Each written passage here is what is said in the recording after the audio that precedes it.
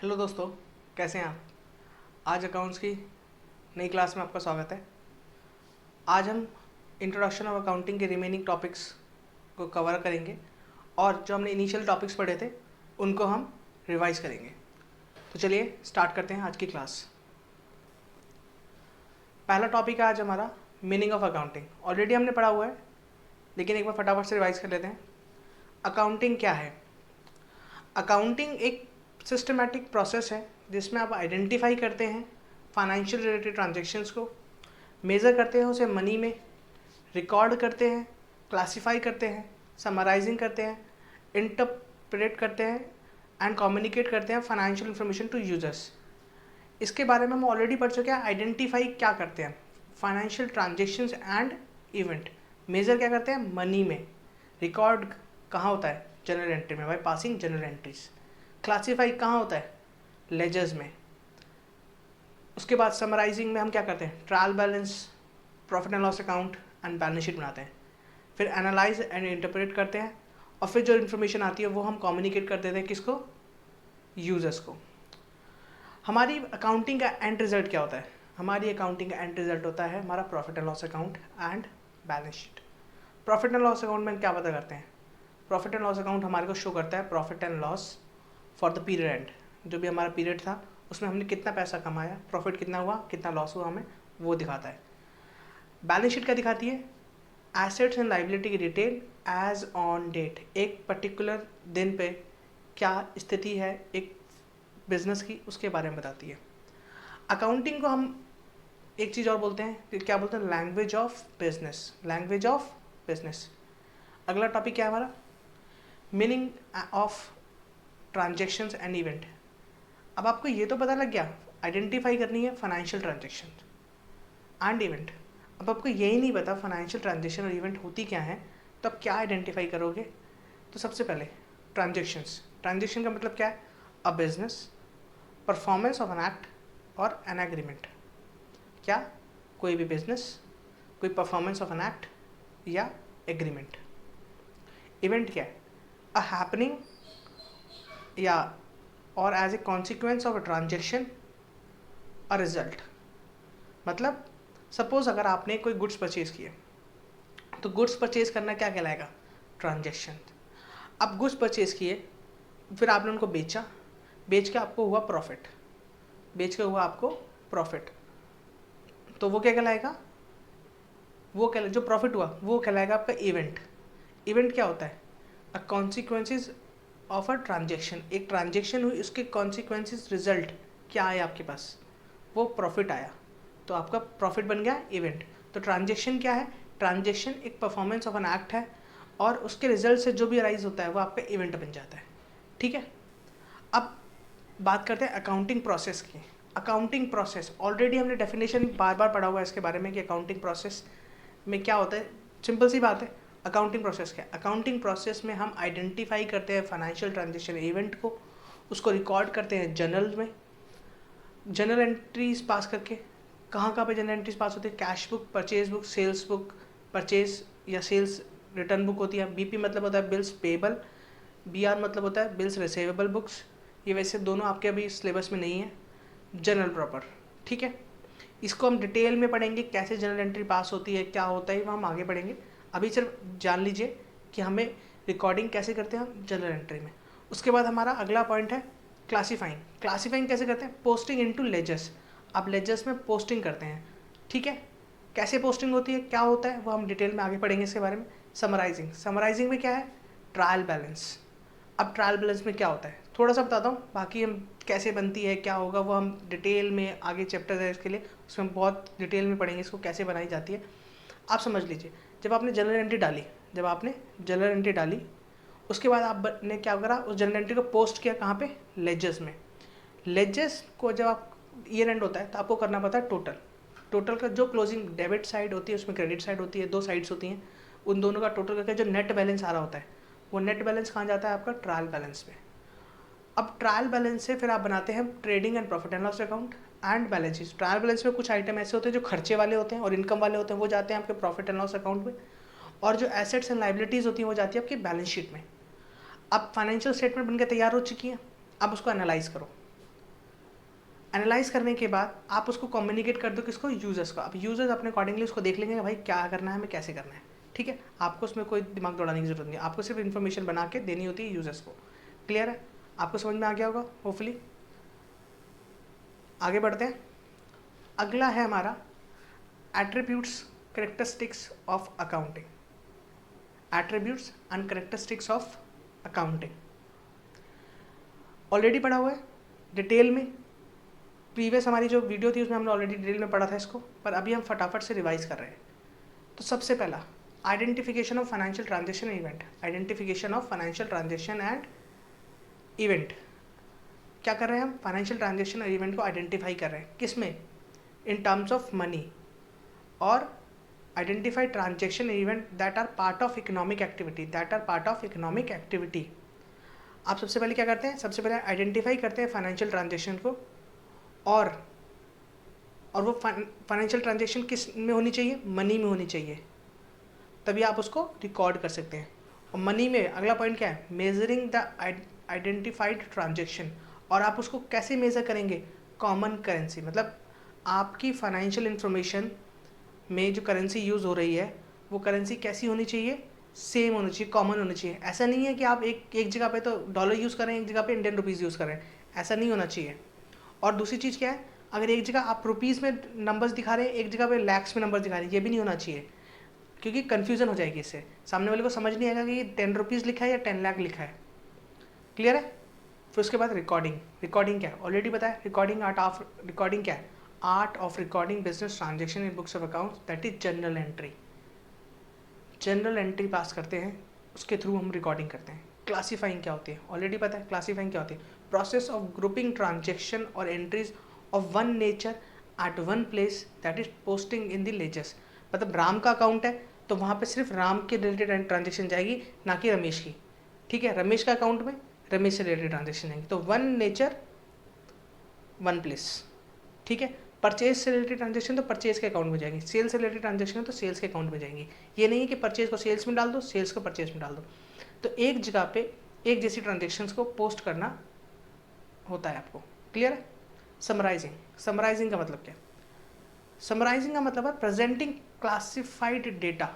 Presenting classified data. Classified data मतलब जो आपने ऊपर क्लासीफाई किया है, जो आपने ऊपर क्लासीफाई किया है उसको प्रेजेंट करना है किस मैनर में, ताकि सामने वाला समझ सके, ताकि वो अंडरस्टैंडेबल हो और यूज़फुल हो। किसके लिए, यूज़र्स के लिए। यूज़र्स कौन कौन होते हैं, इंटरनल एक्सटर्नल। डिटेल में पढ़ेंगे आगे भी हम थोड़ी देर में कि एक्सटर्नल यूज़र्स कौन से होते हैं, इंटरनल यूज़र्स कौन से होते हैं। और ये प्रोसेस कहाँ में लेके जाता है, ट्रायल बैलेंस में। ट्रायल बैलेंस में हम इसमें क्या करते हैं, ट्रायल बैलेंस बनाते हैं, trading and profit and loss बनाते हैं, एंड बैलेंस शीट बनाते हैं। ऑलरेडी पढ़ा हमने, अभी हमने डिस्कस किया था। फिर उसके बाद क्या करेंगे, एनालाइज करेंगे, इंटरप्रेट करेंगे। क्या इसमें हम क्या करते हैं, carried so that users of financial data can make a meaningful judgment of profitability and financial position। इसमें क्या करते हैं, हम एनालाइज करते हैं। क्या एनालाइज करते हैं, फाइनेंशियल डेटा, जो हमें फाइनेंशियल इन्फॉर्मेशन आई है उसको हम एनालाइज करते हैं और जजमेंट बनाते हैं अपनी, क्या प्रॉफिटेबिलिटी, जो फाइनेंशियल पोजीशन है उसके ऊपर क्या है, कैसे है, वो सारा हम उसमें चेक करते हैं। और फिर जो फाइनली क्या करते हैं, कम्युनिकेट करते हैं किसको, फाइनेंशियल स्टेटमेंट्स को, किसको, यूजर्स को।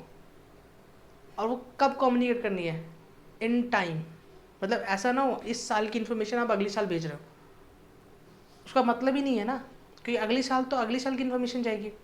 तो इन टाइम होनी चाहिए ताकि वो अप्रोप्रिएट डिसीजन ले सकें इन राइट टाइम। होपफुली आपको समझ में आएगा। अगला ऑब्जेक्टिव ऑफ अकाउंटिंग। अगला क्या है हमारा, ऑब्जेक्टिव ऑफ अकाउंटिंग। इसमें पहला point, maintaining accounting records. Maintaining accounting records. Maintaining accounting records. इसमें हम क्या करते हैं, record financial transaction in a systematic manner. Record financial transaction in systematic manner following the principle of accounting. कहने का मतलब क्या है, ऑब्जेक्ट क्या है अकाउंट का, ऑब्जेक्ट क्या है अकाउंट का। पहला ऑब्जेक्ट है वो मेंटेन करता है अकाउंटिंग रिकॉर्ड्स। वो मेंटेन करता है अकाउंटिंग रिकॉर्ड्स। कैसे मेंटेन करता है, सिस्टमैटिक तरीके से, by following a principle of accounting. भाई सिस्टमैटिक तरीके से कैसे, क्योंकि हमें ऑलरेडी प्रिंसिपल्स बताए हुए, सिद्धांत बताए हुए कि कैसे करना है, तो उनको फॉलो करके ही रिकॉर्ड्स मेंटेन किए जाते हैं। अगर आप कोई प्रिंसिपल नहीं होते तो आप क्या करते, जो मर्जी चाहे जैसे मर्जी कर रहा होता, तो कोई कॉमन पैटर्न नहीं बनता, क्योंकि सामने वाले को समझ नहीं आता। जैसे आपने फाइनेंशियल्स बनाए किसी और तरीके से, मैंने फाइनेंशियल्स बनाए किसी और तरीके, अब हम दोनों के यूजर्स सेम है, मैं भेज रहा हूँ फाइनेंशियल्स, तुम भी भेज रहे हो, उसको समझ नहीं आएगा, एक किसी और जैसे एक किसी और जैसे। तो एक प्रिंसिपल्स बनाए गए जिसके बेसिस पे आपको बोला गया ये चीज़ ऐसे प्रेजेंट करनी है ताकि यूजर्स कंफ्यूज ना हो। ठीक है, अगला ऑब्जेक्टिव क्या है, डिटरमाइनिंग प्रॉफिट और लॉस। क्या डिटरमाइन करना, प्रॉफिट और लॉस। अब ऑब्जेक्ट क्या है, इसमें क्या बात है भाई, बताओ। आप अकाउंटिंग कर रहे हो, ठीक है, आप बिजनेस कर रहे हो, बिजनेस करा आपने, उसकी अकाउंटिंग आपने स्टार्ट करी। अब अल्टीमेटली क्यों अकाउंटिंग कर रहे हो, क्योंकि आपको पता लग सके कि आपने कितना प्रॉफिट कमाया। और ये चीज़ कैसे पता लगती है आपको, इनकम स्टेटमेंट और trading and profit and loss बना के। ठीक है, trading and profit and loss बना के। अगला ऑब्जेक्टिव क्या है, डिटरमाइनिंग फाइनेंशियल पोजीशन। अगला अकाउंटिंग का ऑब्जेक्टिव क्या है, फाइनेंशियल पोजीशन को पता लगाना। अब फाइनेंशियल पोजीशन कैसे पता लगाएंगे हम, फाइनेंशियल पोजीशन को पता लगाने के लिए सबसे इंपॉर्टेंट चीज़ क्या है, आपको बनानी पड़ेगी बैलेंस शीट। क्या बनानी पड़ेगी, बैलेंस शीट, ताकि आप फाइनेंशियल पोजीशन एक बिजनेस की पता लगा सको। अगला ऑब्जेक्टिव क्या है अकाउंटिंग का, अगला ऑब्जेक्टिव है फैसिलिटेटिंग मैनेजमेंट। मतलब क्या है, मैनेजमेंट को हेल्प करना in decision making, effective control में, बजट बनाने में और फोरकास्टिंग में। बेसिकली क्या है, अब अकाउंटिंग क्यों कर रहे हो, अकाउंटिंग आप इसलिए कर रहे हो ताकि आपके पास एक डेटा हो, एक इन्फॉर्मेशन हो, जिसके बेसिस पे आपको पता लग सके कि हाँ भी कहाँ मेरा पैसा ज़्यादा खर्च हो रहा है, ये डिसीजन मुझे लेना चाहिए नहीं लेना चाहिए, कितना बजट होना चाहिए। क्योंकि आपके पास ऑलरेडी लिस्ट होगी, भाई इस साल में मेरा इतना इतना खर्च हुआ था, तो नेक्स्ट ईयर में मेरा कितना खर्च हो सकता है, क्या मेरे प्लान्स हैं, उसके अकॉर्डिंगली आप निकाल सकते हो। ठीक है, अगला है providing accounting information to users. आपने अकाउंटिंग करी, अकाउंटिंग से आपसे पर क्या है, इन्फॉर्मेशन आई। अब आपके बिजनेस में बहुत सारे ऐसे लोग होंगे जो इंटरेस्टेड होंगे आप जानने के लिए कि आप कितना प्रॉफिट कमा रहे हो, क्या स्थिति है आपकी अकाउंटिंग, मतलब आपकी बिजनेस की क्या स्थिति है, उसको जानने के लिए बहुत लोग इच्छुक होंगे। अब उनको इन्फॉर्मेशन कौन देगा, अकाउंटिंग देगा। तो अल्टीमेटली ऑब्जेक्टिव क्या अकाउंटिंग का, providing accounting information to users. अब यूजर्स कौन से हो सकते हैं, इंटरनल एक्सटर्नल, ऑलरेडी बताया हुआ है। प्रोटेक्टिंग बिजनेस एसेट, इसका मतलब क्या है, अब सपोज कीजिए आपके बिजनेस जो है करोड़ों रुपए का बिजनेस है, बहुत बड़ा बिजनेस है। अब एक बिजनेस मैन को क्या पता उसके पास कितने एसेट्स हैं, क्योंकि मैनेजमेंट ने बोला या उनके स्टाफ ने बोला सर मुझे एसेट खरीद के लाना में बहुत ज़रूरत है, और उन्होंने ठीक है खरीद लो, आपको तो काम से मतलब है ना, आपको प्रॉफिट निकालना ज़्यादा से ज़्यादा। आप एक एक एसेट की तो नहीं रख सकते कि कितने एसेट आगे क्या है, वो सारी चीज़ें आपको कौन बताएगा, अकाउंटिंग बताएगी। क्योंकि अकाउंटिंग में आप एक एक चीज़ का रिकॉर्ड रख रहे होंगे कि आपके पास कितने एसेट्स हैं, आपने कितने एसेट खरीद रखे हैं, और वो कहाँ से मिलेंगे आपको, फाइनेंशियल स्टेटमेंट से। अब आपके पास जब पता लग गया आपको कितने एसेट्स हैं आपके पास, ऑटोमेटिकली आप उसके लिए कंट्रोल बनाओगे कि भाई ठीक है मेरे पास इतने एसेट्स हैं और मुझे इनको कंट्रोल करना है ताकि वो ख़राब ना हो, उनको नुकसान ना हो, कोई चुरा के ना ले जाए उनको। तो ऑब्जेक्टिव ऑफ अकाउंटिंग क्या है, प्रोटेक्टिंग बिजनेस एसेट्स। होपफुली आपको समझ में आएगा ऑब्जेक्टिव क्या है हमारा अकाउंटिंग का। हमारा अगला टॉपिक है फंक्शन ऑफ अकाउंटिंग। पहला फंक्शन है अकाउंटिंग का, maintaining systematic record. Systematic record कैसे मेंटेन करना है, by following accounting rules, principle and concepts.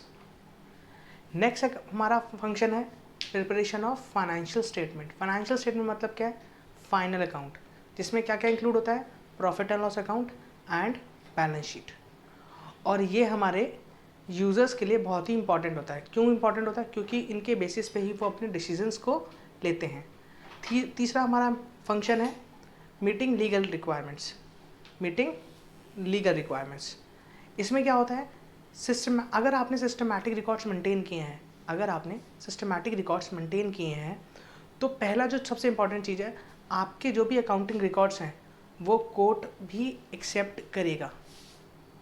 दूसरा हमारा इसी के अंदर दूसरा पॉइंट जो हमारे को इम्पॉर्टेंट है, जो फंक्शंस के अंदर कवर होता है, वो है कि अगर आप सिस्टमैटिक तरीके से अकाउंट्स मेंटेन करते हैं तो क्या होगा, जो आपके लॉ है, इंडियन लॉ जो एक बिज़नेस पे एप्लीकेबल होते हैं, उसकी कंप्लाइंसेस कर सकते हैं आप। कैसे, एग्जांपल्स के रूप में मैं समझाऊं कि अगर आप इनकम टैक्स की बात करें, इनकम टैक्स किस पे होता है, आपके प्रॉफिट पे, जो आपने प्रॉफिट कमाया है उसके ऊपर आपको इनकम टैक्स पे करना होता है।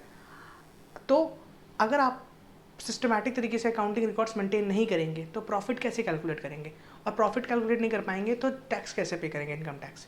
जीएसटी की बात करूँ तो जीएसटी पे होता है आपका सेल्स पे। तो सेल्स निकलेगी कहाँ से, अगर आपने रिकॉर्ड्स ही मेंटेन नहीं किए हैं तो क्या आप जीएसटी पे कर पाएंगे, नहीं कर पाएंगे। तो आपकी जो लीगल रिक्वायरमेंट्स हैं उसको भी फुलफ़िल कराने में भी आपकी कौन हेल्प करता है, अकाउंटिंग। अगला है कम्युनिकेटिंग फाइनेंशियल इन्फॉर्मेशन। इसमें क्या होता है, इसमें अकाउंटिंग आपको हेल्प करता है यूजर्स को इन्फॉर्मेशन कम्युनिकेट करने में। यूजर्स कौन, एज यूजुअल जो मैंने बताया था, इंटरनल एंड एक्सटर्नल। इस लास्ट फंक्शन अकाउंटिंग का क्या है, असिस्टिंग मैनेजमेंट। मैनेजमेंट को अकाउंटिंग कैसे हेल्प करता है, ऑब्वियसली बात है डिसीजन मेकिंग में हेल्प करता है उनको, उनके एसेट्स को पता लगाने में कि भाई कौन कौन से एसेट उनके पास हैं, उनकी प्रोटेक्शन के बारे में, उनके ऊपर कंट्रोल करने के लिए सब चीज़ों में अकाउंटिंग हेल्प करता है। तो अगर मैं बात करूँ फंक्शन ऑफ अकाउंटिंग, तो अकाउंटिंग के 5 फंक्शंस हैं। पहला फंक्शन है मेंटेनिंग सिस्टमैटिक अकाउंटिंग रिकॉर्ड, दूसरा फंक्शन है प्रिपरेशन ऑफ फाइनेंशियल स्टेटमेंट, तीसरा फंक्शन है मीटिंग लीगल रिक्वायरमेंट, चौथा फंक्शन है कम्युनिकेटिंग फाइनेंशियल इन्फॉर्मेशन, और 5वां फंक्शन है असिस्टेंस टू मैनेजमेंट। होपफुली आपको क्लियर होगा। आगे बढ़ते हैं, अगला टॉपिक है हमारा advantages of accounting. Almost same है, पढ़ते हैं। एडवांटेज ऑफ अकाउंटिंग, पहला एडवांटेज क्या है, क्या फ़ायदा होता है अकाउंटिंग से, फाइनेंशियल इन्फॉर्मेशन अबाउट बिजनेस। अगर आप अकाउंटिंग कर रहे हैं तो आपको अपने बिजनेस की फाइनेंशियल इन्फॉर्मेशन को मिलती हैं। फाइनेंशियल इन्फॉर्मेशन कौन सी, प्रॉफिट, आपने एक बिजनेस में कितना प्रॉफिट कमा रहे हो या लॉस कर रहे हो उसके बारे में आपको पता लगेगा। दूसरी इंपॉर्टेंट चीज़ बैलेंस शीट से, बैलेंस शीट से आपको क्या पता लगेगा कि आपकी एक पर्टिकुलर दिन पे क्या पोजीशन है, आप कितने एसेट्स हैं आपके पास, कितनी लाइबिलिटीज़ हैं आपके ऊपर। ये सारी की सारी जानकारियाँ, प्रॉफिट की जानकारियाँ कहाँ से मिलेंगी आपको, अकाउंटिंग से। अगला है आपका advantage of assistance to management. Already बताया हुआ, असिस्टेंस में क्या होता है, assistant to management in business planning and decision making. Accounting आपको हेल्प करता है किसमें, मैनेजमेंट के डिसीजन मेकिंग में और बिजनेस प्लानिंग में। रिप्लेस मेमोरी, इससे फ़ायदा कैसा है, अगर एक बार बताइए एक बिजनेसमैन है जिस पर करोड़ों रुपए का काम होता है जिसके यहाँ, तो उसको क्या करना पड़ेगा, एक छोटा बिजनेसमैन तो डायरी में अपनी मेंटेन कर सकता है कि हाँ भाई किससे कितना लेना, किसको कितना देना, मेरे पास क्या क्या है, क्या क्या स्टॉक है, कितना क्या सामान है, वो सारी की सारी जानकारी वो अपनी डायरी में रख सकता है। लेकिन जो करोड़ों रुपए का काम कर रहा है, जिसके पास डे टू डे हज़ारों लाखों ट्रांजेक्शन्स होती हैं, क्या वो डायरी में मेंटेन कर सकता है, क्या वो दिमाग में याद रख सकता है, नहीं रख सकता। आप अपने दोस्त को पैसे देके याद तो रख सकते हो, लेकिन अगर आप बिज़नेस कर रहे हो जिसमें आप दिन में 100 लोगों को पैसे देते हो, 100 लोगों से पैसे लेते हो, तो क्या आपको याद रहेगा, नहीं रहेगा। तो क्या है, systematic and timely recording of transaction obviate the necessity to remember transaction. मतलब आप सिस्टमैटिक तरीके से और टाइमली रिकॉर्ड कर रहे हो ट्रांजेक्शन को, तो वो क्या करता है, वो रिमूव करता है ज़रूरत किस चीज़ की, याद रखने के लिए। आपकी याद रखने की ज़रूरत नहीं है अगर आप सिस्टमैटिक तरीके से और टाइमली रिकॉर्डिंग कर रहे हैं तो। अगला है फैसिलिटेट्स कंपैरेटिव स्टडी। इसका मतलब क्या है, अब सपोज़ कीजिए आपका 3 साल से बिज़नेस चल रहा है और आप 3 साल से अकाउंटिंग प्रॉपरली तरीके से बना रहे हैं, तो फर्स्ट ईयर में कितना प्रॉफिट हुआ, क्या आपके पास इन्फॉर्मेशन होगी, यस होगी। सेकेंड ईयर में होगी, थर्ड ईयर में होगी। तो आप क्या कर सकते हैं, आप तीनों ईयर को कंपेयर कर सकते हैं। ये सारी चीज़ें कहाँ से मिली आपके, अकाउंटिंग की वजह से। अदरवाइज़ क्या आपके पास ये इन्फॉर्मेशन होती कि फर्स्ट ईयर में कितना प्रॉफिट हुआ, सेकेंड ईयर में कितना प्रॉफिट हुआ, थर्ड ईयर में कितना प्रॉफिट हुआ, और क्यों प्रॉफिट ऊपर नीचे हो रहा है, इसकी जानकारी भी आपको पता लग जाएगी। और ये सारी जानकारी कैसे पता लगेगी, अकाउंटिंग की वजह से। होपफुली क्लियर होगा। अगला है facilitates settlement of tax liability. कहने का मतलब क्या है, ऑलरेडी बताया मैंने। अकाउंटिंग आपको हेल्प करता है आपकी टैक्स लाइबिलिटी को पूरी करने में। कैसे?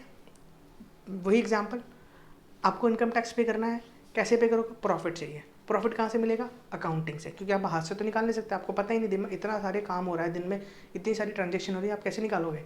तो आपको सिस्टमैटिक तरीके से रिकॉर्ड्स मेंटेन करने पड़ेंगे, उससे फिर आपको प्रॉफिट एंड लॉस बनाना पड़ेगा, वहाँ आपको प्रॉफिट मिलेगा और उस पर आपको टैक्स पे करने का पड़ेगा। और जीएसटी में भी सेम, आपको सेल्स निकालनी पड़ेगी, सेल्स पे आपको टैक्स पे करना होगा। अगला इंपॉर्टेंट पॉइंट, फैसिलिटेट्स लोन। अगर आपको लोन लेना है बैंक से, तो बैंक आपको लोन देने से पहले क्या चेक करेगा कि भाई आपकी हैसियत है भी वो पैसा वापस करने की। अब आपकी हैसियत कैसे निकालेगा वो? आपके बिजनेस के परफॉर्मेंस को चेक करके कि भाई आप प्रॉफिट कमाते हो या नहीं कमाते हो। तो आपके बिजनेस में आपको कितना प्रॉफिट हो रहा है, ये सारी जानकारी आपकी अकाउंटिंग ही तो देगी। तो मैं बात करूं, अगर मैं पढ़ूं से, तो क्या लिखा है? Bank grants loan only on the basis of growth potential. आप कितना ग्रोथ कर रहे हैं, फर्स्ट ईयर में आपने कितना ग्रोथ किया, सेकंड ईयर में आप कहाँ पहुँचे, थर्ड ईयर में कहाँ पहुँचे। तो इस बेसिस पे आपको वो दिखेगा कि हाँ भाई आपकी ग्रोथ हो रही है, तो आप एक पोटेंशियल पर्सन हो जिसको मैं लोन दे सकता हूँ, क्योंकि मुझे मेरा पैसा चाहिए, मुझे मेरा इंटरेस्ट चाहिए। अगला है एविडेंस इन कोर्ट। मैंने ऑलरेडी बताया, अगर आप सिस्टमैटिक तरीके से अकाउंट्स मेंटेन कर रहे हैं तो आपके अकाउंट्स को एक एविडेंस के रूप में कोर्ट एक्सेप्ट करेगा, अदरवाइज नहीं करेगा। अगर आप प्रॉपर प्रिंसिपल्स कॉन्सेप्ट्स आप फॉलो कर रहे हैं और आप अकाउंटिंग रिकॉर्ड्स मेंटेन करते हैं तो आपके रिकॉर्ड्स को कोर्ट एक्सेप्ट करेगा। अगला है फैसिलिटेट सेल्स ऑफ बिजनेस। इसमें क्या है? सपोज आपका बिजनेस है, आप उसको बेचना चाहते हो, आपका बिजनेस है, आप उसको बेचना चाहते हो, तो होगा क्या? एक पोटेंशियल बायर आया आपके पास, एक बायर आया, वो आपके बिजनेस को खरीदना चाहता है। अब वो आपके बिजनेस के कितने पैसे आपको दे, ये कैसे निकालेगा? वो आपके फाइनेंशियल पोजीशंस को देख के, आपके बैलेंस शीट को देख के, आपके प्रॉफिट एंड लॉस को देख के, उसके बेसिस पे वो असर्टेन करेगा कि भाई आपको मुझे कितना पैसा देना चाहिए। आपने तो बोल दिया मुझे दे दो 100 करोड़ रुपए, आपकी बिजनेस की वैल्यू नहीं है 100 करोड़, तो आपको क्यों देगा? तो आपके फाइनेंशियल्स वो लेगा, उससे वो आपकी वैल्यू निकालेगा कि हाँ भाई आपके पास कितने एसेट हैं, मैं आपको 100 करोड़ दूंगा तो मुझे क्या मिलेगा। तो वो सारी कैलकुलेशन करेगा अपनी, और उसके बेसिस पे अपनी वैल्यू निकालेगा और फिर आपको बताएगा कि जी मैं आपको मैक्सिमम इतना पैसा दे सकता हूँ। क्लियर है? अगला है हमारा assistance in the event of insolvency. इसमें क्या होता है? आप सपोज करो आप बिजनेस कर रहे थे और किसी कारणवश आप दिवालिया बन गए, मतलब आपके पास पैसा नहीं है, आप कोई पैसा नहीं दे सकते। आपने जिन जिन लोगों से उधार लिया था आप उनको पैसा नहीं दे सकते, आपके पास पैसा है ही नहीं, तो आप बन गए इंसॉल्वेंट, आपका हो गया दिवालिया। अब जब आपके ऊपर इंसॉल्वेंसी की प्रोसीडिंग मतलब लॉ में आपके ऊपर चेक किया जाएगा कि आपकी इंसॉल्वेंसी कैसे हो गई, तो वो कैसे पता लगाया जाएगा? अकाउंटिंग रिकॉर्ड्स की वजह से।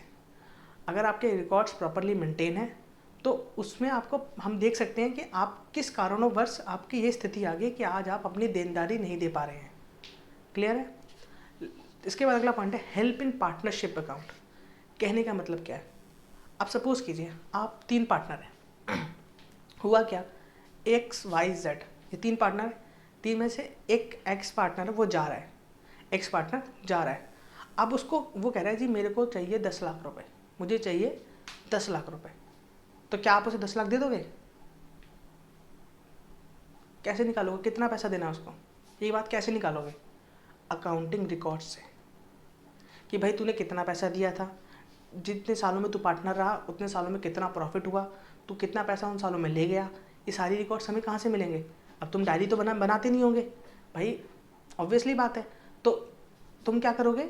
अकाउंटिंग रिकॉर्ड्स मंगवाओगे, उसमें चेक करोगे भाई इस पार्टनर के कितने जेन्युइनली पैसे निकलते हैं, उतने पैसे उसको दोगे। और सपोज करो बिजनेस बंद हो रहा है, बिजनेस क्या हो रहा है? बंद हो रहा है, तो क्या होगा?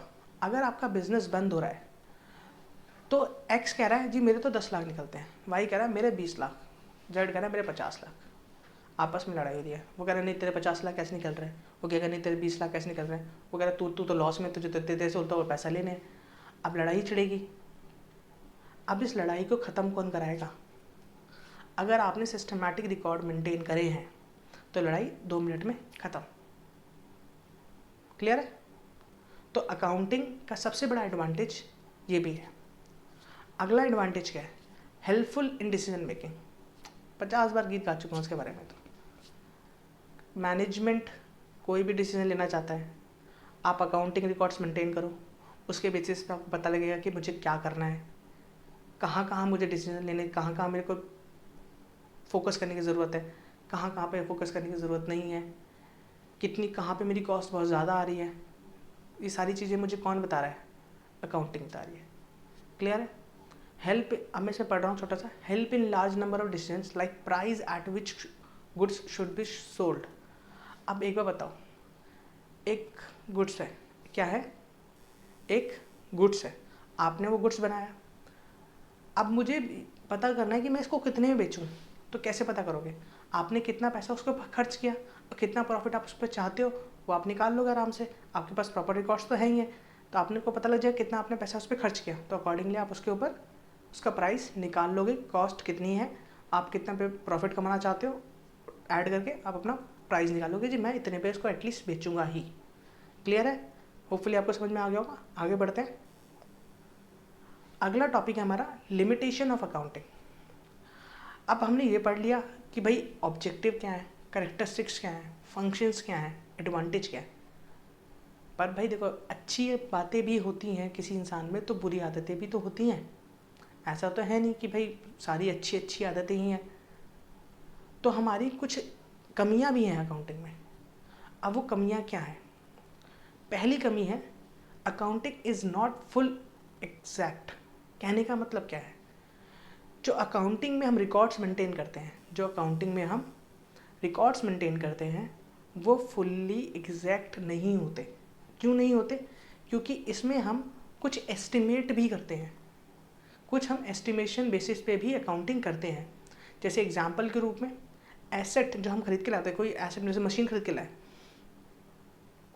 तो उसकी लाइफ कितनी होगी, कितने साल तक हम उसको यूज़ करेंगे, ये कहीं तो लिखा नहीं है।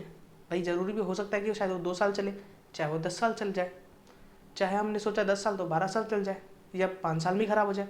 तो कोई पक्का तो है नहीं, पर हम अपने अंदाजे से एस्टिमेट लगाते हैं भाई कि ठीक है, नहीं, हम एक एस्टिमेट लगाया हमने कि नहीं ये हमारी 10 साल चलेगी। तो हम क्या करते हैं, उस जितने रुपये हमने उस एसेट पे खर्च करे, उसको हम 10 सालों में ख़त्म करते हैं। मतलब उसको 10 सालों में अपने प्रॉफिट एंड लॉस में डाल के ख़त्म करते हैं। इस प्रोसेस को हम बोलते हैं डेप्रिसिएशन। क्लियर है? दूसरा होता है डाउटफुल डेट। इसमें क्या होता है? इसमें हम अंदाज़ा लगाते हैं कि भाई हमने मान लो 1 लाख रुपए की सेल करी, 1 लाख रुपए की सेल करी, तो हम एक अंदाज़ा लगाते हैं कि ऑन एन एवरेज हमारा 5% पैसा नहीं आएगा या 10% पैसा नहीं आएगा। तो ज़रूरी थोड़ी ना कि 10-20% भी हो सकता है, या पूरा का पूरा आ जाए, या 2% रह जाए। तो कोई फिक्स नहीं है, बट है कि हम एक पास्ट रिकॉर्ड के हिसाब से एक परसेंटेज बना लेते हैं कि हाँ भाई इतना मेरा पैसा डूब जाएगा। होपफुली क्लियर होगा। तो अब हो क्या रहा है? तो ये जो हमने प्रोसेस किया ये एग्जैक्ट नहीं है। तो जो हम इंफॉर्मेशन दे रहे हैं, क्या वो सही इंफॉर्मेशन है? वो सही नहीं है। हम ये बात कैसे कह सकते हैं कि 5% लॉस हो, 10 भी हो सकता है, 20 भी हो सकता है। तो ये एक लिमिटेशन भी है अकाउंटिंग की, कि अकाउंटिंग रिकॉर्ड्स एग्जैक्ट नहीं होते। जो बोल रहे हैं वो ज़रूरी नहीं है कि सही हो। दूसरा पॉइंट, अनरियलिस्टिक इन्फॉर्मेशन। कहने का मतलब क्या है? अकाउंटिंग के कुछ कॉन्सेप्ट्स होते हैं, कन्वेंशंस होते हैं, जिनके बेसिस पे हमें अकाउंटिंग करनी होती है। अब होता क्या है, वो ज़रूरी नहीं कि रियलिस्टिक ही हो। जैसे मैं एक बात करूँ, गोइंग कंसर्न क्या कहता है? गोइंग कंसर्न कहता है कि आपका बिजनेस निरंतर चलता रहता है, वो कभी बंद नहीं होता। आप ये सोच के बिजनेस करते हैं, लेकिन ज़रूरी थोड़ी ना है कि ऐसा हो, ज़रूरी थोड़ी ना है कि ऐसा हो ही हो। तो आपका बिजनेस बंद भी हो सकता है, ज़रूर। जैसे बाढ़ आ गई तो आपका बिजनेस बंद हो गया, अब चले ना चले, आप उसकी पोजीशन इतनी ख़राब है कि आप उसको अब स्टार्ट ही नहीं कर सकते। तो अनरियलिस्टिक इन्फॉर्मेशन होती है अकाउंटिंग में। तो इस बार पढ़ रहा हूँ, ध्यान से समझना। अकाउंटिंग इन्फॉर्मेशन में not be realistic since accounting information are prepared following accounting concept and conventions. Clear है? अगला point, accounting ignore qualitative element. मतलब क्या है? अकाउंटिंग में क्या होता है, मैंने ऑलरेडी फर्स्ट डेफिनेशन, अकाउंटिंग के डेफिनेशन की बात करूँ तो अकाउंटिंग की डेफिनेशन में हमने पढ़ा था कि अकाउंटिंग के अंदर हम आइडेंटिफाई करते हैं फाइनेंशियल ट्रांजैक्शंस, मतलब मनी रिलेटेड मैटर। इसके अलावा सारी चीज़ इग्नोर करते हैं। अब एक पर्सन है जिसके पास बहुत ज़्यादा एक्सपीरियंस है, वो 20 साल का एक्सपीरियंस लेकर आया है, तो क्या एक्सपीरियंस काउंट होता है? नहीं होता। किसी के पास बहुत अच्छी स्किल्स हैं, वो बहुत अच्छा काम कर सकता है, वो 1 घंटे में 100 प्रोडक्ट निकालता है, बाकी नॉर्मल बंदा 20 प्रोडक्ट निकालता है, तो क्या ये चीज़ रिलेवेंट है? अकाउंटिंग कहता है मेरे को कोई लेना देना नहीं है ऐसे। तो अकाउंटिंग सिर्फ और सिर्फ मनी रिलेटेड मैटर्स को ही कंसिडर करता है और क्वालिटेटिव मैटर्स को वो इग्नोर करता है, उसको कोई लेना देना नहीं है। अगला है accounting ignore the effect of price level change. कहने का मतलब क्या है, आप एक सपोज कीजिए आपने एक लैंड परचेज़ किया, क्या परचेज़ किया? लैंड परचेज़ किया, एक ज़मीन परचेज़ करी आपने, उसकी आज उसकी कीमत मान लो 10 लाख रुपए थी, आपने उसको 10 लाख रुपए दिए, तो आपको तो पता है ज़मीन की कीमत बढ़ती है। अब 10 आज खरीदी, 10 साल बाद जब आप बुक्स बना रहे थे अपनी, तो उस दिन भी आपने उसको 10 लाख पे ही रिकॉर्ड कर रखा है, तो क्या उसकी वैल्यू 10 लाख है उस दिन? नहीं है, उस दिन उसकी वैल्यू होगी 1 करोड़ रुपए। लेकिन आप अपनी बैलेंस शीट में दिखा रहे हैं कि उसकी वैल्यू है 10 लाख रुपए। तो क्या ये इन्फॉर्मेशन यूज़र्स को जा रही है, सही है? एक यूज़र है, वो देख रहा है कि जी लैंड है मेरे पास, कितने की? 10 लाख रुपए की लैंड है, तो वो सोचेगा संपत्ति इनके पास 10 लाख की है, लेकिन क्या एक्चुअली ये संपत्ति 10 लाख की है? नहीं, 1 करोड़ की संपत्ति है, मार्केट वैल्यू उसकी 1 करोड़ रुपए है। तो ये इन्फॉर्मेशन रॉन्ग हो रही है, यहाँ पे गलत इन्फॉर्मेशन जा रही है। तो अकाउंटिंग क्या करता है? अकाउंटिंग प्राइस लेवल चेंज को इग्नोर करता है, वो हमेशा हिस्टोरिकल कॉस्ट पे ही मेंटेन करता है, जिस कॉस्ट पे उसने परचेज किया था, जिस कॉस्ट पे तो उसने रिकॉर्ड किया है, उसी कॉस्ट को कंसीडर करता है, उसके अलावा वो कुछ भी कंसीडर नहीं करता है। अगला है हमारा अकाउंटिंग में लीड टू विंडो ड्रेसिंग। ये थोड़ा सा इंटरेस्टिंग बात है, समझना थोड़ा ध्यान से। जब अकाउंटिंग करते हैं जब आप क्या करते हैं, अकाउंटिंग करते हैं, तो थोड़ी सी विंडो ड्रेसिंग करते हैं। विंडो ड्रेसिंग मतलब साफ़ सफाई, कुछ भी ऊपर नीचे हो रहा होता है उसको आप छुपा देते हैं, जिसकी वजह से क्या होता है, जो एक्चुअल में जो चीज़ जानी चाहिए थी वो छुप जाती है और कुछ और चीज़ बाहर निकल के आती है। आप दिखाते हो दुनिया को सब कुछ सही है, पर एक्चुअल में अंदर से कुछ सही नहीं हो रहा होता। मोस्टली ऐसा नहीं, नॉर्म सभी कंपनियों में ऐसा नहीं होता, कुछ कंपनियों में ऐसा होता है जो विंडो ड्रेसिंग करती है। तो इसके बारे में थोड़ा पढ़ रहा हूँ, ध्यान से समझना। Means manipulation of account in a way so as to conceal virtual facts and present the financial statement to show a better position than what it is actually is। कहने का मतलब क्या है, जो एक्चुअल में है वो नहीं दिख रहा है, कुछ और ही दिखा रहे हैं, जिसकी वजह से एक्चुअल में हो कह रहा है आप जो ट्रू एंड फेयर व्यू दिखाना चाहते थे वो नहीं आ रहा है। क्लियर है? समझ में आया होगा आपको। अगला टॉपिक है हमारा role of accounting in business. Role of accounting in business, एक अकाउंटिंग का बिजनेस में क्या रोल है? तो पहला पॉइंट सेम चीज, मेंटेनेंस ऑफ सिस्टमैटिक रिकॉर्ड।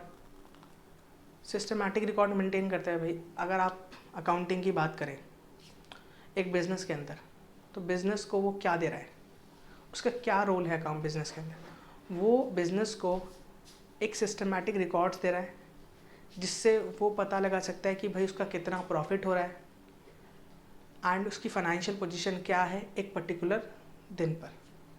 ठीक है, वो मैनेजमेंट को हेल्प करता है। अगला टॉपिक हमारा, अगला जो पॉइंट है वो है असिस्टेंस टू द मैनेजमेंट। वो मैनेजमेंट को हेल्प करता है ताकि वो डिसीजन ले सके, अपने इफेक्टिवली अपने जो भी उनके काम है, फंक्शन है, वो परफॉर्म कर सके।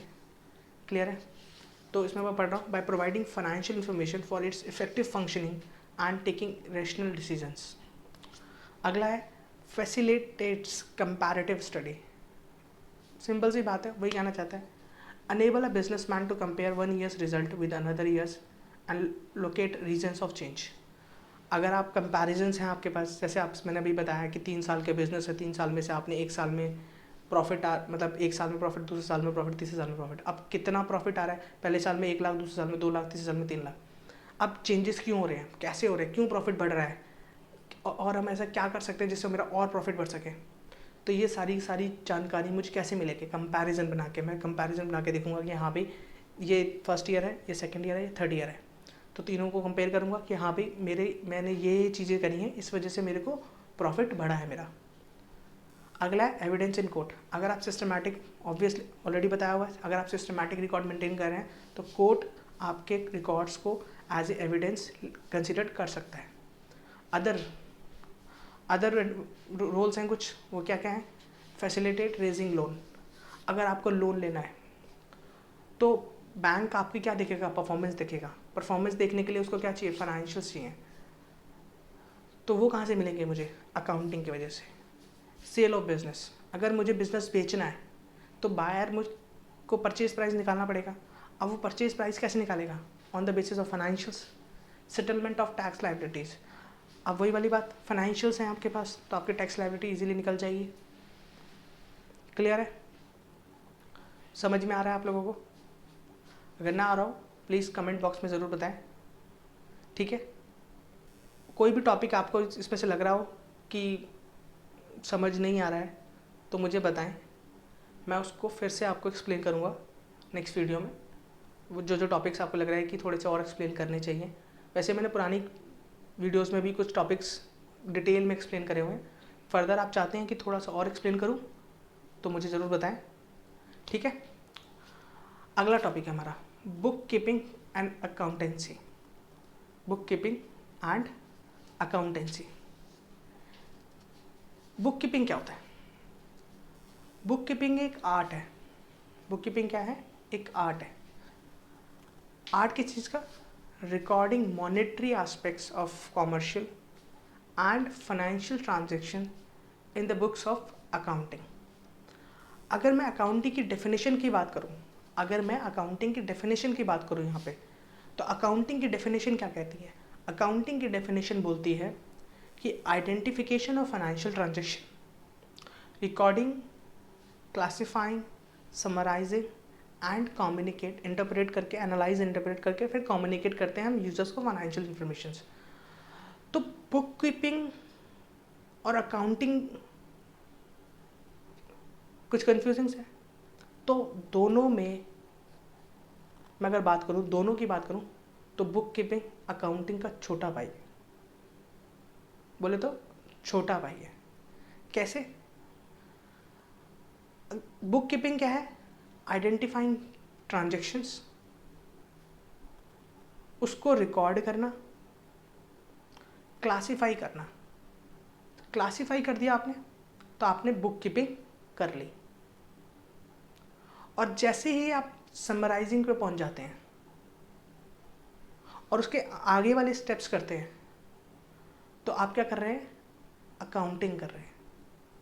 तो मैं बात करूं कि बुक कीपिंग और अकाउंटिंग में क्या है। बुक कीपिंग क्या है, बुक कीपिंग में क्या करते हैं हम, आइडेंटिफाई करते हैं फाइनेंशियल ट्रांजैक्शन इवेंट्स को, उनको रिकॉर्ड करते हैं और क्लासिफाई करते हैं। ये हमारा क्या हो गया, अकाउंटिंग, बुक कीपिंग की बात।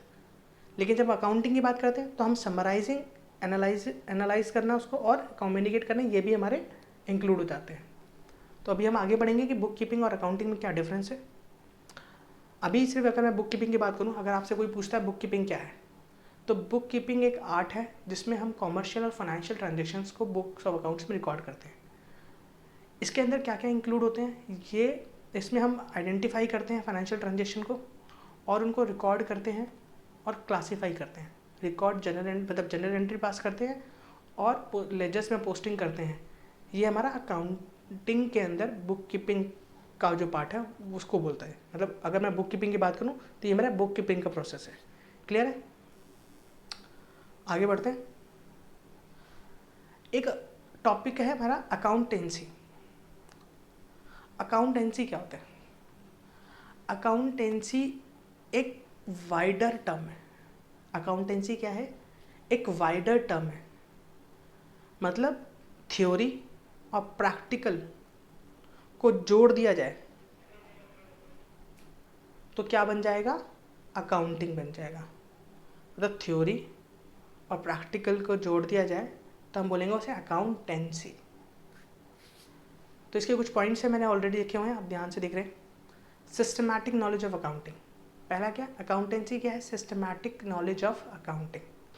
ये क्या करता है, ये एक्सप्लेन करता है how to deal with various aspects of accounting. क्या करता है, ये एक्सप्लेन करता है how to deal with various aspects of accounting. तीसरा पॉइंट क्या है, ये हमें एजुकेट करता है। कि क्या एजुकेट करता है, कि हमें बुक्स ऑफ अकाउंट्स कैसे मेंटेन करना है, कैसे समराइज करना है, कैसे कम्युनिकेट करना है यूजर्स को। क्लियर है। तो अगर मैं अकाउंटेंसी की बात करूँ तो अकाउंटेंसी क्या है, थ्योरी और प्रैक्टिकल दोनों को मर्ज कर दिया जाए तो क्या बन जाएगा हमारा, अकाउंटेंसी। ये हमारा सिस्टमैटिक नॉलेज ऑफ अकाउंटिंग है। ये हमें एक्सप्लेन करता है, क्या एक्सप्लेन करता है, वेरियस एस्पेक्ट्स ऑफ अकाउंटिंग। और ये हमें एजुकेट, मतलब ये सिखाता है कि कैसे बुक्स ऑफ अकाउंट्स मेंटेन किए जाते हैं, कैसे समराइज किया जाता है और उनको कैसे कम्युनिकेट किया जाता है यूजर्स को। क्लियर है। तो आगे बढ़े, ठीक है। अगला है हमारा difference between book keeping and accounting. Accounting और बुक कीपिंग में क्या डिफरेंस है। तो सबसे पहला डिफरेंस क्या है, बुक कीपिंग क्या होती है, बुक कीपिंग कहाँ पे ख़त्म हो जाती है, स्टार्ट कहाँ से होती है, आइडेंटिफिकेशन से, और ख़त्म कहाँ होती है, क्लासीफाइंग पे। और अकाउंटिंग कहाँ स्टार्ट होती है, समराइजिंग ऑफ रिकॉर्ड से, एंड कहाँ होती है, कम्युनिकेटिंग करना किसको, रिजल्ट्स को यूजर्स तक। क्लियर है। ये प्राइमरी स्टेज है, बुक कीपिंग क्या है आपका, प्राइमरी स्टेज है और अकाउंटिंग सेकेंडरी स्टेज है। मतलब पहले बुक कीपिंग होगी, उसके बाद ही आप पहुंचेंगे अकाउंटिंग पे। ऐसा नहीं है पहले अकाउंटिंग कर लो फिर बुक कीपिंग कर लो, ऐसे नहीं। पहले अकाउंटिंग कर, मतलब पहले बुक कीपिंग करनी पड़ेगी, तभी आप अकाउंटिंग कर सकते हो। अगर आप बुक कीपिंग नहीं करोगे तो अकाउंटिंग पॉसिबल नहीं है। तो क्या, अगर मैं क्या बोलूँ, जहाँ पे बुक कीपिंग ख़त्म होती है वहीं से अकाउंटिंग शुरू होती है। मतलब अमिताभ बच्चन को डायलॉग है ना, जहाँ से हम खड़े होते हैं वहीं से लाइन शुरू होती है। एग्जैक्टली वही बात है, जहाँ से बुक कीपिंग ख़त्म होती है वहीं से अकाउंटिंग शुरू होती है। अगला है ऑब्जेक्टिव। बुक कीपिंग का क्या ऑब्जेक्टिव है, सिर्फ रिकॉर्ड मेंटेन करना। बुक कीपिंग का क्या ऑब्जेक्टिव है, सिर्फ रिकॉर्ड मेंटेन करना। लेकिन अगर मैं बात करूं अकाउंटिंग का क्या ऑब्जेक्टिव है, तो अकाउंटिंग का ऑब्जेक्टिव है असर्टेन करना, मतलब पता लगाना कि नेट प्रॉफिट कितना है, नेट रिजल्ट क्या है आपके बिजनेस का, आपने पूरे साल में कितना कमाया, और आपकी फाइनेंशियल पोजीशन क्या है, और उन दोनों को कम्युनिकेट करना यूजर्स तक। क्लियर है। बुक कीपिंग किस तरीके की जॉब की बात करता है, इसमें रूटीन जॉब होती है, आपने जो भी दिन में पूरे काम किया वो सारे को काम का आपको रिकॉर्ड करना पड़ता है, ठीक है। लेकिन अकाउंटिंग एक एनालिटिकल और डायनामिक जॉब है और ईयर एंड मोस्टली होती है या स्पेसिफाइड पीरियड ऑफ टाइम के बाद। अगर मैं बात करूँ बुक कीपिंग की, तो इसको परफॉर्म करने के लिए जूनियर स्टाफ चाहिए, ठीक है। रूटीन वर्क है तो जूनियर स्टाफ चाहिए। लेकिन अगर मैं बात करूं अकाउंटिंग की, तो इसमें आपको सीनियर स्टाफ चाहिए, क्योंकि इसमें हमें स्पेसिफाइड नॉलेज चाहिए होती है। तो वही बात आ गई आगे, special skills, mechanical skills in nature चाहिए, does not require specific knowledge.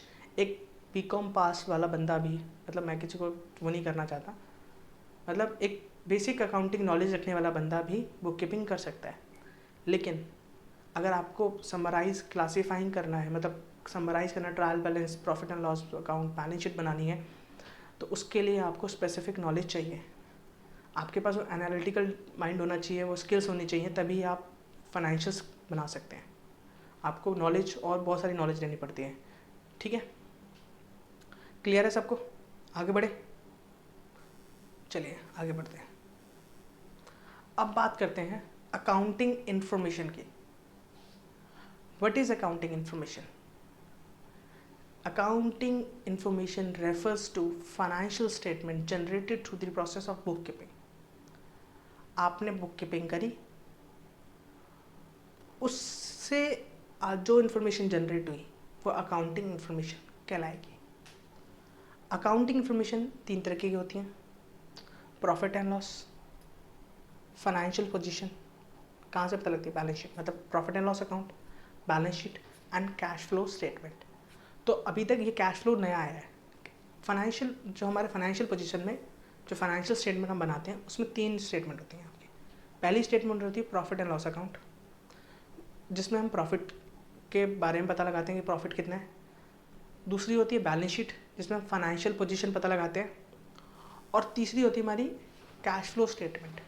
नाम से पता लग रहा है कैश फ्लो, कहने का मतलब क्या है, ड्यूरिंग द ईयर आप कितना कैश, कितना पैसा आपके बिजनेस में आया, कितना गया, वो सारी की सारी डिटेल कहाँ मिलती है हमें, कैश फ्लो स्टेटमेंट में।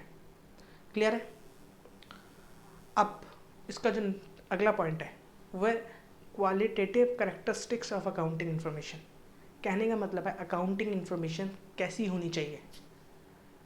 तो अकाउंटिंग इन्फॉर्मेशन रिलायबल होनी चाहिए, रेलिवेंट होनी चाहिए, अंडरस्टैंड होनी चाहिए, कंपैरेटिव होनी चाहिए। मतलब रिलायबिलिटी मतलब वेरीफाइबल होनी चाहिए, फ्री मतलब उसमें ना कोई भी एरर नहीं होना चाहिए, फ्री फ्रॉम एवरीथिंग, मतलब किसी तरीके का कोई दबाव, उसमें कोई ऐसी प्रेशर, मतलब कोई भी ऐसी तरीके से इन्फॉर्मेशन नहीं बनी होनी चाहिए कि वो बायस लगे।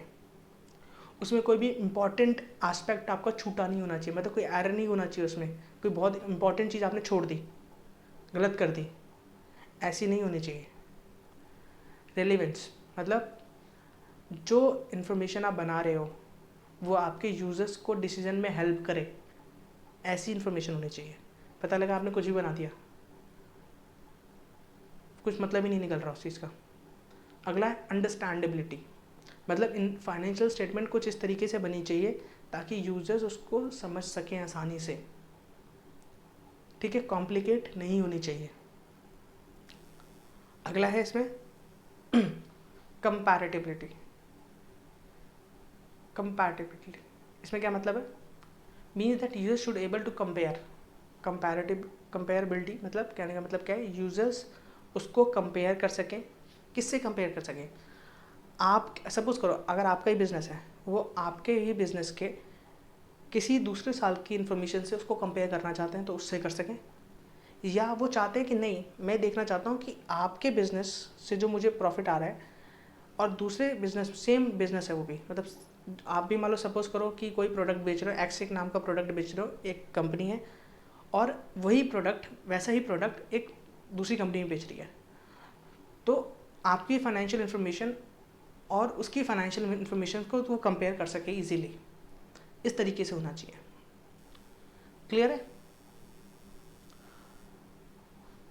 ठीक है, आगे बढ़ते हैं। अगला टॉपिक है हमारा यूजर्स ऑफ अकाउंटिंग इन्फॉर्मेशन। बहुत टाइम से हम सुन रहे थे कि कम्युनिकेट करो यूजर्स को, कम्युनिकेट करो यूजर्स को, कम्युनिकेट करो यूजर्स को। भाई ये यूजर्स कौन है, इसको समझते हैं। यूजर्स 2 प्रकार के हैं, पहला इंटरनल, दूसरा एक्सटर्नल। इंटरनल यूजर्स कौन से होते हैं, जो आपके बिजनेस से रिलेटेड होते हैं। जैसे कि बात करूँ ऑनर, आपके बिजनेस का मालिक, दूसरा मैनेजमेंट, तीसरा एम्प्लॉय। ठीक है, ये आपके बिजनेस में ही होते हैं। उसके बाद बात करते हैं हम एक्सटर्नल। एक्सटर्नल में कौन कौन से होते हैं, बाहर के बंदे, बैंक, फाइनेंशियल इंस्टीट्यूशन जो आपको लोन दे रहे हैं, इन्वेस्टर जो आपकी कंपनी में पैसा लगा रहे हैं, क्रेडिटर जो आपको उधार माल बेचते हैं, गवर्नमेंट जिनको टैक्स लेना है, ठीक है, रिसर्चर्स जो रिसर्च करते हैं, कंज्यूमर्स जो आपके प्रोडक्ट को कंज्यूम कर रहे हैं, और सबसे लास्ट में पीपल जो आम जनता है, सोसाइटी की बात करूँ तो अब बात करते हैं ये कैसे कैसे आपके बिजनेस में इंटरेस्टेड है, क्यों इनको फाइनेंशियल इन्फॉर्मेशन चाहिए आपकी। बार बार हम लोग पढ़ रहे थे कि भाई यूजर्स को कम्युनिकेट करो, तो यूज़र्स को क्यों कम्युनिकेट करो, क्या वो यूज़र्स को हेल्प, कैसे यूज़र्स को ज़रूरत है उन इन्फॉर्मेशन की। सबसे पहले हम बात करते हैं इंटरनल, अपने बंदों के बारे में बात करते हैं। सबसे पहले आता है मालिक। भाई मालिक को क्यों ज़रूरत है फाइनेंशियल इन्फॉर्मेशन की? तो आप खुद सोचो, आप कंपनी के मालिक हो, आपने कंपनी में पैसा लगाया हुआ है। क्या लगाया हुआ है? पैसा लगाया हुआ है। आप ही को नहीं पता कि भाई आपकी कंपनी कितना प्रॉफिट कमा रही है, क्योंकि सबसे ज़्यादा रिस्क किसके पास है? आपके पास है। सबसे पहले बर्बाद कौन होगा? आप ही होंगे। अगर कल को आपकी कंपनी ख़त्म हो जाती है, बंद हो जाती है, तो सबसे पहले बर्बाद तो आप ही हो जाओगे। ऊपर से केस होंगे 2-4, वो अलग। तो सबसे ज़्यादा रिस्क तो आपके पास है। तो आपको सबसे पहला है कि भाई मेरी कंपनी कितना प्रॉफिट कमा रही है, क्या फाइनेंशियल पोजीशन है उसकी, मुझे जानना ज़रूरी है। ठीक है। अगला है हमारा मैनेजमेंट। मैनेजमेंट को क्यों फाइनेंशियल पोजीशन चाहिए, फाइनेंशियल स्टेटमेंट चाहिए? भाई मैनेजमेंट को अकाउंटिंग रिकॉर्ड्स या इन्फॉर्मेशन इसलिए चाहिए ताकि वो उसके बेसिस पे डिसीजंस ले सके, डिटरमाइन कर सके सेल प्राइस क्या होगी, कॉस्ट कंट्रोल कर सके, भाई कहाँ कहाँ कॉस्ट ज़्यादा लग रही है उसको कंट्रोल करा जा सके और उसको रिड्यूस कर सके। और सबसे इम्पॉर्टेंट चीज़, वो इन्फॉर्मेशन के बेसिस पे अगर आपका प्रॉफिट बढ़ रहा है, उसको पता लग रहा है कि हाँ मैं ये काम कर रहा हूँ, इसकी वजह से मेरा प्रॉफिट बढ़ रहा है, तो उन जगहों पे वो और पैसा लगाए ताकि उसका प्रॉफिट और बढ़े। क्लियर है? मालिक को क्यों ज़रूरत है? मालिक को इसलिए ज़रूरत है भाई ताकि वो अपनी पता लगा सके कि वो उसका जो पैसा लगाया है उससे कुछ फ़ायदा हो भी रहा है या नहीं हो रहा है। मैनेजमेंट को क्यों ज़रूरत है? क्योंकि उसको डिसीजंस लेने हैं, इसीलिए। अब एम्प्लॉयज़ को क्यों ज़रूरत है भाई? एम्प्लॉयज़ को कौन सा डिसीजन लेने हैं? भाई ज़रूरत है। क्या ज़रूरत है? एम्प्लॉय को मिलता है बोनस, एम्प्लॉय को मिलता है बोनस। अब वो बोनस किसके ऊपर बेस होता है? प्रॉफिट के ऊपर। अगर प्रॉफिट होगा तो बोनस मिलेगा, अदरवाइज नहीं मिलेगा। तो उनको कैसे पता लगेगा कि कंपनी मालिक से पूछा सर इस बार बोनस मिलेगा नहीं मिलेगा, उन्होंने कहा नहीं मिलेगा, प्रॉफिट नहीं है। लेकिन उन्होंने बैलेंस शीट चेक करी, प्रॉफिट एंड लॉस चेक किया, उसमें पता लगा ओहो इस साल तो प्रॉफिट हो रहा था। तो जाके बोलेंगे सर देखो प्रॉफिट हो रहा है, हमें चाहिए बोनस। क्लियर है? समझ में आ रहा है हिंदी में? तो देना पड़ेगा भाई, ऐसे नहीं चलेगा। अगला है further to know whether EPF, ESI etcetera are deposit और not with the appropriate authority. कहने का मतलब क्या है? कहने का मतलब सिंपल सा इतना है, एम्प्लॉय को पहली बात अपने बोनस की टेंशन होती है। भाई मुझे बोनस चाहिए बस। तो बोनस चाहिए तो कहाँ से पता लगेगा बोनस आपको मिलेगा नहीं मिलेगा? आपके बैलेंस शीट से, प्रॉफिट एंड लॉस अकाउंट से। ठीक है। उसके बाद आपके जो एम्प्लॉयर क्या करता है, आपका जो मालिक होता है वो क्या करता है, आपका जो टैक्स, जो प्रोविडेंट फंड होता है, एम्प्लॉय प्रोविडेंट फंड होता है या एम्प्लॉय स्टेट इंश्योरेंस जो होता है, वो जो काटते हैं आपकी सैलरी में से, उनको वो जमा कराना होता है गवर्नमेंट के खाते में। ठीक है। तो क्या उन्होंने वो जमा कराया है, नहीं कराया है, वो कहाँ से पता लगेगा? बैलेंस शीट से कि भाई उनकी लाइबिलिटी साइड में वो आ रहा होगा। तो ये चीज़ भी, क्योंकि पैसा तो अल्टीमेटली वो एम्प्लॉय का ही है, तो वो चेक करने के लिए कि वो पैसा जमा हो रहा है नहीं हो रहा है, वो कहाँ से पता लगेगा? आपके फाइनेंशियल से, अकाउंटिंग इन्फॉर्मेशन से। क्लियर है? इंटरनल के बंदे समझ में आ गए। ऑनर को क्यों ज़रूरत है? क्योंकि भाई उसने पैसा लगाया है, उसको जानना तो अधिकार है भाई आपको, कि आप मालिक हो तो आपको जानने का अधिकार है ना, तो भाई इन्फॉर्मेशन चाहिए आपको। मैनेजमेंट को क्यों चाहिए? क्योंकि भाई उसको तो डिसीजन लेने हैं। और डिसीजन कैसे लेगी? उसके बेसिस पे तो पता लगेगा ना आपके बिजनेस पूरा साल में किया क्या। एम्प्लॉय की ज़रूरत है पहला बोनस के लिए, दूसरा ESI और EPF के लिए। क्लियर है? अब बात करते हैं एक्सटर्नल बंदों के लिए, बाहर के बंदे। कौन? बाहर के बंदे। पहला बाहर का बंदा कौन है? Bank and financial institution. पहला बंदा कौन है बाहर का? Bank and financial institution. Bank को क्यों चाहिए भाई? ऑब्वियसली बात है, बैंक क्या करता है? आपको लोन देता है, तो नेचुरली उसको तो जानना है ना भी उसका पैसा मिलेगा नहीं मिलेगा, उसको ब्याज और इंटरेस्ट मिलेगा नहीं मिलेगा वापस। तो सॉरी, ब्याज और इंटरेस्ट कह रहा हूँ, दोनों की चीज़ होती है। इंटरेस्ट एंड लोन जो उन्होंने आप, मतलब लोन जो उन्होंने दिया आपको वो तो वापस चाहिए होने चाहिए, साथ में उसे इंटरेस्ट भी तो चाहिए। तो उसकी सिक्योरिटी सेफ्टी के लिए उसको पता लगाना है ना कि भाई आप क्या कर रहे हो। ठीक है। अगला है इन्वेस्टर्स एंड पोटेंशियल इन्वेस्टर्स। एक बंदा आपकी कंपनी में पैसा लगाना चाहता है, तो वो क्या चेक करेगा? आपकी अर्निंग कैपेसिटी, आप कितना कमा सकते हो, उसके बेसिस पे ही वो आपको पैसा देगा। तो एक इन्वेस्टर को आपको जानना है कि आपकी अर्निंग कैपेसिटी कितनी है, तो उसके लिए अकाउंटिंग इन्फॉर्मेशन की ज़रूरत है उसे। अब बात करते हैं क्रेडिटर की। आप किसी से माल खरीदने गए उधार, उससे आपने कहा सर मुझे अपना 2 लाख का माल दे दो। उसने पूछा भाई किस बेसिस पे दूँ? आपने कहा देखो सर मेरी फाइनेंशियल पोजीशन देख लो, बहुत अच्छी है, मेरा बहुत अच्छा पैसा आना जाना रहता है, कैश फ्लो स्टेटमेंट देख लो, मुझे भाई पैसा मेरा बहुत अच्छे से जाता है, आप मेरे पे ट्रस्ट कर सकते हो।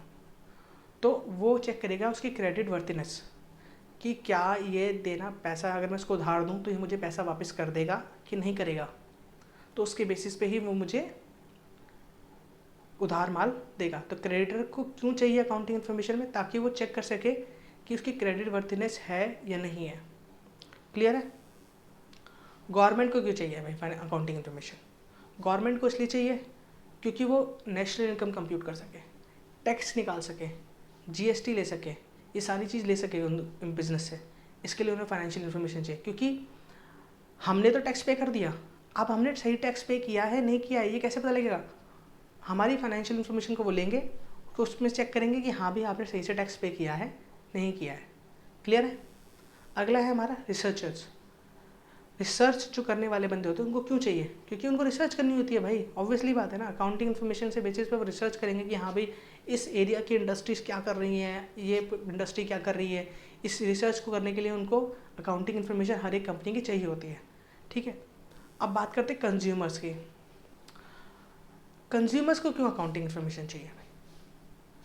कंज्यूमर्स को अकाउंटिंग इन्फॉर्मेशन इसलिए चाहिए होती है ताकि वो पता लगा सके कि अकाउंटिंग कंट्रोल्स प्रॉपरली है नहीं है कॉस्ट ऑफ प्रोडक्शन में, ताकि कॉस्ट ऑफ प्रोडक्शन रिड्यूस हो सके। हायर कॉस्ट ऑफ प्रोडक्शन होगी तो भाई ऑब्वियसली बात है प्रोडक्ट भी हाई होगा, प्रोडक्ट का जो प्राइस है वो भी हाई होगा। और दूसरी सबसे इम्पॉर्टेंट बात होती है, जैसे कई प्रोडक्ट ऐसे होते हैं जिनका प्राइस गवर्नमेंट फिक्स करता है, अब गवर्नमेंट प्राइस फिक्स कर रहा है तो उन्होंने अपनी मर्जी से कोई भी प्राइस फिक्स कर दिया। सपोज मान लो उन्होंने कहा जी 50 रुपये का बिका, लेकिन आपकी कॉस्ट 70 रुपये आ रही है, तो कंज्यूमर को तो फ़ायदा हो गया, चलो ठीक है, लेकिन आप तो रोड पे आ जाओगे ना। तो आपकी अकाउंटिंग इन्फॉर्मेशन गवर्नमेंट को हेल्प करेगी वो प्राइस फिक्स करने में, ताकि आपको भी नुकसान ना हो और उस बेचारे कंज्यूमर को भी नुकसान ना हो। क्लियर है? एक नॉर्मल पब्लिक को क्यों चाहिए अकाउंटिंग इन्फॉर्मेशन? ताकि वो पता लगा सके कि भाई बिजनेस चल रहा है नहीं चल रहा। उनको क्या करना है पता लग के, क्योंकि एक बिजनेस हमारी इकोनॉमिक के अंदर बहुत कुछ कंट्रीब्यूट कर सकता है। वो लोगों के लिए एम्प्लॉयमेंट प्रोवाइड कराता है, वो लोगों को मतलब लोगों को एम्प्लॉयमेंट प्रोवाइड कराता है, वो और भी बहुत सारे काम करते हैं, जैसे टैक्स पे करते हैं, जिससे हमारी अल्टीमेटली इकोनॉमिक में बेनिफिट होता है। क्लियर है? तो हमारे अगर मैं यूज़र्स की बात करूँ, एक्सटर्नल में bank, investors, creditor, government, researcher, consumers, public. Internal की बात करूँ, ऑनर होता है, मैनेजमेंट होता है और एम्प्लॉय। क्लियर है? आगे बढ़े। अगला टॉपिक है हमारा ब्रांच ऑफ अकाउंटिंग। अगला टॉपिक क्या है हमारा? Branch of accounting. हमारे अकाउंटिंग में कितने ब्रांचेस हैं? वैसे तो बहुत सारे होते हैं, लेकिन हमारी बुक में भी जो दे रखी है वो 3 ही दे रखे हैं। पहला है फाइनेंशियल अकाउंटिंग। फाइनेंशियल अकाउंटिंग हम ऑलरेडी पढ़ चुके हैं। फाइनेंशियल अकाउंटिंग क्या होता है हमारा, पढ़ देता हूँ फटाफट से। Records financial transaction and events, summarise and interpret them before communicating to result to the user. It determine profits and financial position. And result हमारा P&L मतलब profit and loss account. BS मतलब बैलेंस शीट होती है। अगला है हमारा accounting की branch में जो हमारा अगला पॉइंट है वो है कॉस्ट अकाउंटिंग। ये किस कॉस्ट अकाउंटिंग, नाम से समझ रहा, कॉस्ट की बात कर रहे हैं। तो इसका मेन फोकस होता है कॉस्ट के ऊपर, कि आपके प्रोडक्ट की कॉस्ट कितनी है, ऑपरेशन में कितनी कॉस्ट आ रही है, प्रोसेस में कितनी कॉस्ट आ रही है, एक्टिविटीज़ जो आप कर रहे हो उसमें कितनी कॉस्ट आ रही है। और इसका जो ऑब्जेक्टिव होता है वो ये होता है कि आपकी कॉस्ट को रिड्यूस करें और कंट्रोल कर सकें। क्लियर है? इसके बहुत सारी टेक्निक्स होती हैं। आप जब बड़ी क्लास में आ जाएंगे, बीकॉम में, फाइनल ईयर में आपको पढ़ना पड़ेगा। अगर आप सीए करते हैं तो उसमें अलग से मतलब सब्जेक्ट ही है कॉस्ट अकाउंटिंग का। अगला है मैनेजमेंट अकाउंटिंग। मैनेजमेंट अकाउंटिंग का जो फोकस होता है वो होता है generating accounting information relating to funds की जो कॉस्ट होती है इससे रिलेटेड होता है, और प्रॉफिट एक्सेट्रा निकालने के लिए। It enables management in decision making. ये मैनेजमेंट को डिसीजन मेकिंग में हेल्प करता है। और इसका जो ये जो एड्रेस करता है वो किसको करता है? सिंगल यूज़र ग्रुप को। क्लियर है? कुछ ज़्यादा दिमाग लगाने की जरूरत नहीं, इतना इंपॉर्टेंट नहीं है, पेपर में बहुत हार्डली पूछा जाता है। जो हमारा अगला टॉपिक है ये थोड़ा ध्यान से समझना। बेसिकली हमारा एक बुक का नाम है डबल अकाउंटिंग सिस्टम। अगर आपने ध्यान से पढ़ा हो, फर्स्ट पेज ऑफ बुक है वो है double accounting system. Double accounting system होता क्या है? डबल मतलब दो। इसमें दो बातों पे ध्यान दिया जाता है। वो दो बातें कौन सी हैं? Debit and credit.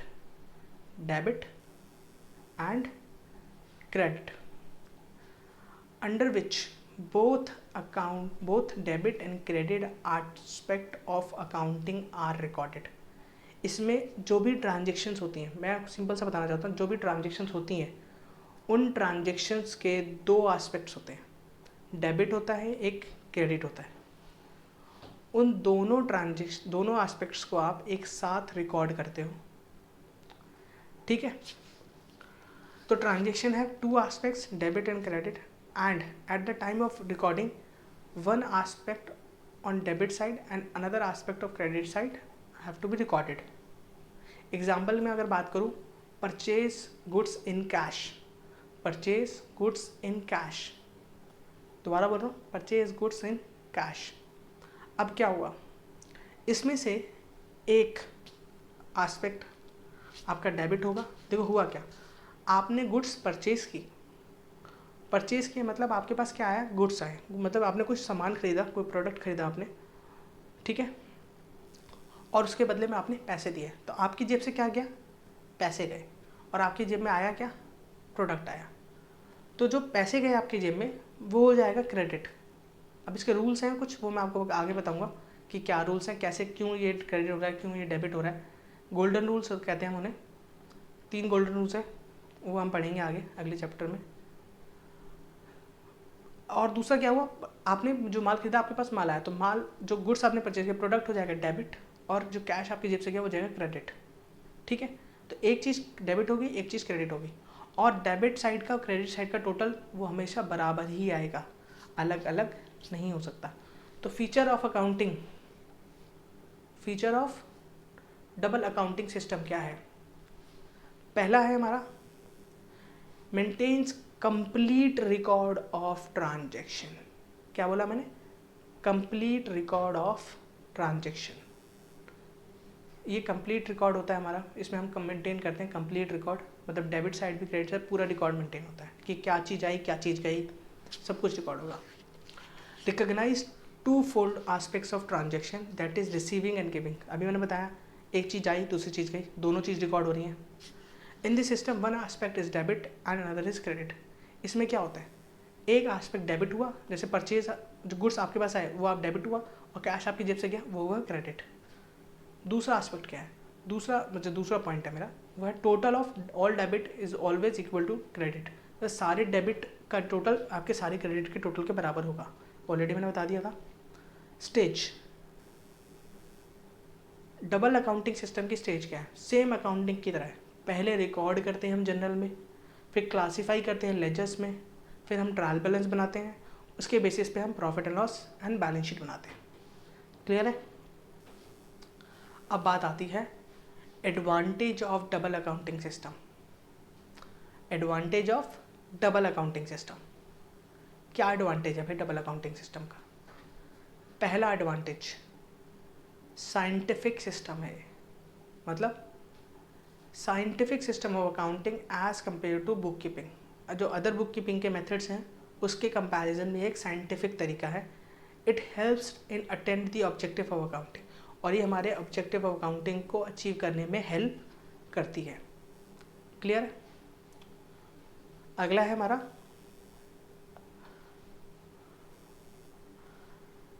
complete record of transaction. Complete record of transaction. Under the system, both side of transactions are record, which shows complete record. Which shows complete record. इसमें हम क्या करते हैं, दोनों साइड ऑफ अकाउंटिंग को हम record करते हैं, जिसकी वजह से कंप्लीट रिकॉर्ड क्रिएट होता है। Arithmetical accuracy of accounting is ensure through trial. अब जैसे क्या हुआ, आपने जनरल एंट्री पास करी, लेजर में पोस्टिंग करी, उसके बाद ट्रायल बैलेंस बनाया। ट्रायल बैलेंस बनाने का मतलब है डेबिट साइड का सारा टोटल, क्रेडिट साइड का सारा टोटल इक्वल होना चाहिए, अदरवाइज आपकी अकाउंटिंग गलत हुई है, कहीं ना कहीं आपने कुछ गड़बड़ करी है।